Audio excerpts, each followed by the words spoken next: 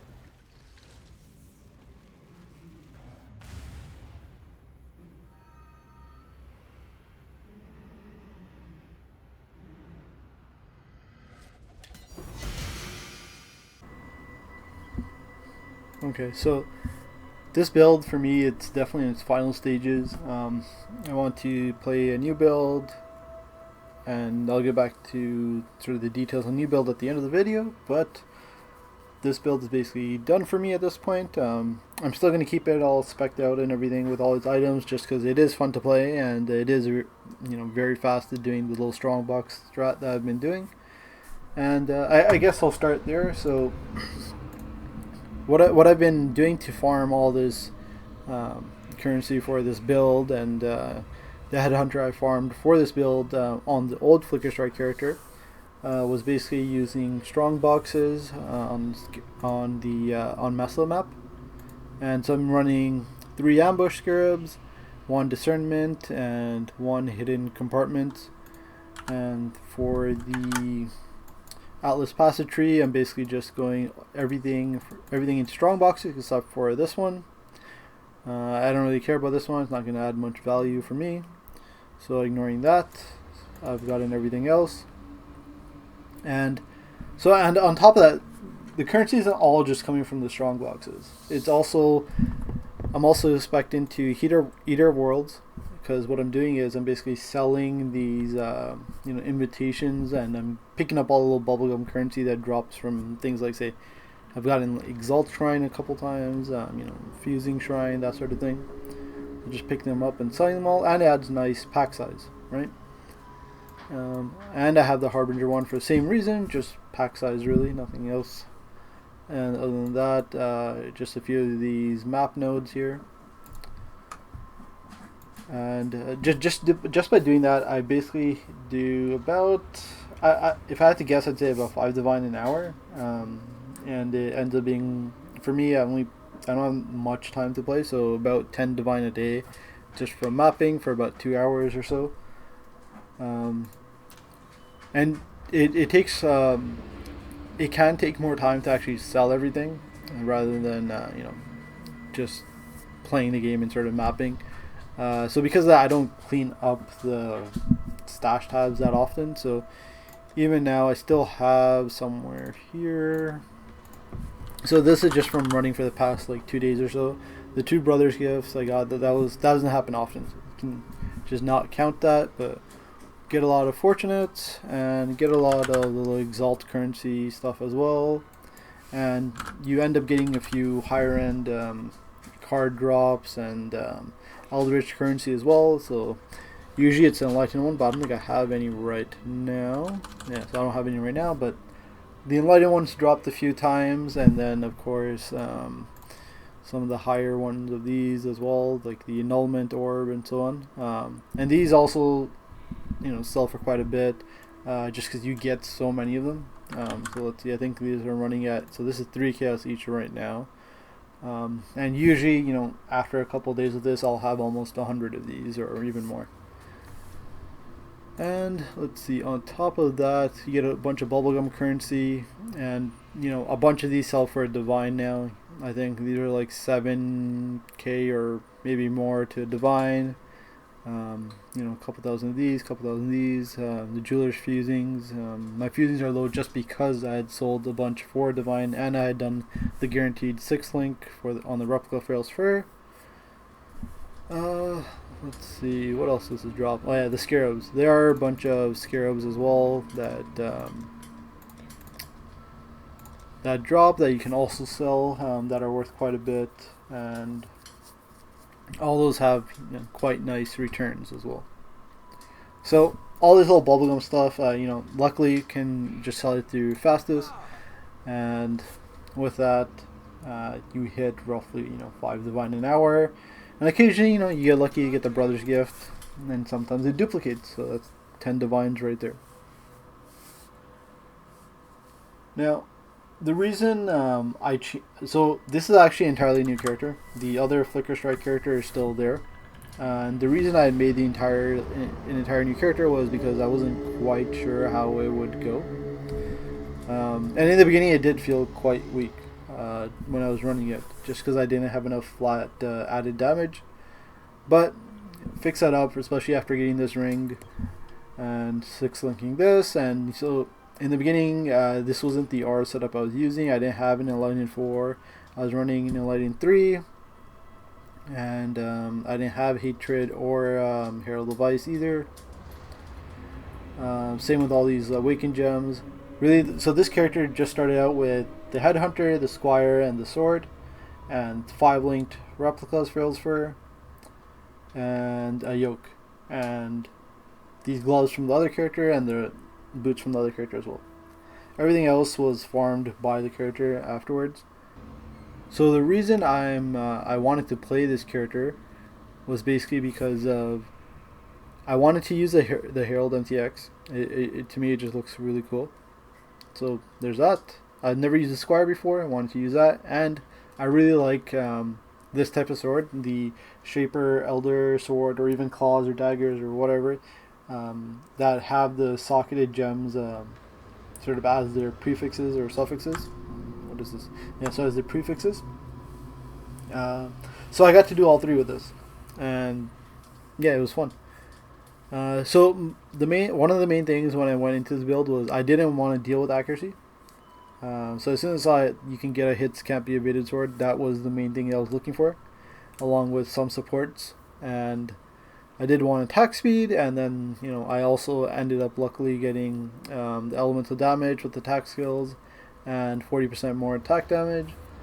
And thanks to that, we're on a 8 link now, and the links are just Flicker Strike, Life Tap, Increased Crit, Awakened Cold, Ice Bite, and Awakened Cold Pen. And this is supported by just Assassin's Mark, Blood Rage, Mark on Hit. This is the same thing we had before. Less Duration is still there as well. I think this is the same as before as well. Nothing new here. We just added Life Tap. Immortal Claw, cast when damage taken. Frostbomb, Bone Chill. I use this on bosses or any really tough mobs that just aren't dying. And then for the auras, I have Enlighten, Purity of Lightning, Purity of Fire, Purity of Ice, Hatred, and Herald of Ice. And the only reason I can run those is because of this Megalomaniac here. So I have basically increased mana reservation on Purity of Ice. It's Purity of Ice? Yeah, Purity of Ice, Purity of Fire, and Hatred. And it was quite cheap. I think this was 1 divine. Other than that, we just have some mana reservation nodes on the tree. And so we're using Yoke and the Taming. So 50% basically, well, 48 or 50% increase elemental damage with hits for each type. And that's where the mercenary comes in. We have a leadership price on it, so we're getting scorching, brittle, and sapping from here. We're also getting frostbite and ele weakness, and then I apply chill and shock. And yeah, so that's basically the gear and the skills for the build and the mercenary. The rest of the gear, like all the mercenary, is just to balance the attributes. So 210, 210. Just so we can run leadership's price, and then allowing it to run the two curses. So it has two curses plus Poacher's Mark. Plus, I have Assassin Mark as well, so what does that put us at? 4. And we're using Anathema here, or however you pronounce it, so that we have 4 power charges. So we have +1 from here. So we got 4 curses / marks.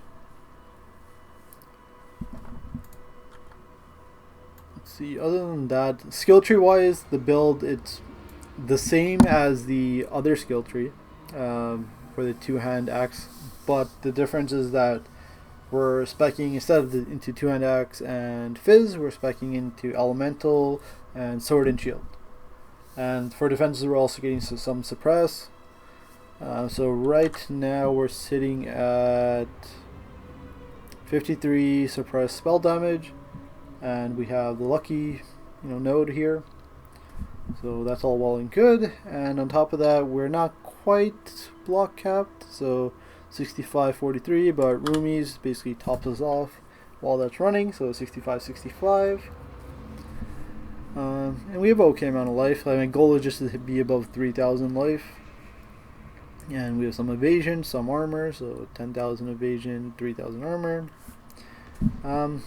For what it does right now, that's good enough. It doesn't die. I got to level 96 without really too much trouble at all. So I got to level 96 without too much trouble at all. Other than that, we have a Watcher's Eye with Hatred cold damage and Hatred cold pen. We got Forbidden Flame, Forbidden Flesh just for overwhelm. So if you were to get a really good sword that had crit on as well, you could drop this completely and take something else, maybe impact, or something else, or maybe you want to just reuse those sockets for something else. Yeah, so that's really the state of the skill tree and the character as a whole. Things that, so if I had a few more levels or a few more skill points available, what I would do is basically I'm off by I think about 1 or 2 skill points from basically being able to drop this side here completely, these 3 nodes, and instead do a large cluster jewel here and put this and the prismatic eye or the Watcher's Eye into the large cluster jewel. The other thing we really want to take is, where is it here, 8% increased damage for each of your auras or herald skills affecting you. I think we have, what is it, 1, 2, 3, 4, 5, 6, and is it 6? 2, 4, yeah, so we have 6 here, and then we're getting 2 from the mercenary as well, so I would have put it at 8, so 64% increase. So yeah, missing that as well. That would probably have been the next level, really, just 64% increased damage. And of course anointed that. And yeah, that's really it for the build.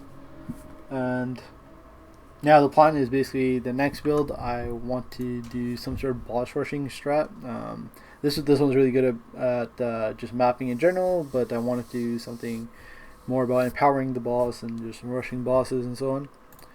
So for that, we're going to go with, do I have the items here? And so I'm going to do Facebreaker with Ice Crash. I'm not sure about the details yet. I think I'm going to do Inquisitor.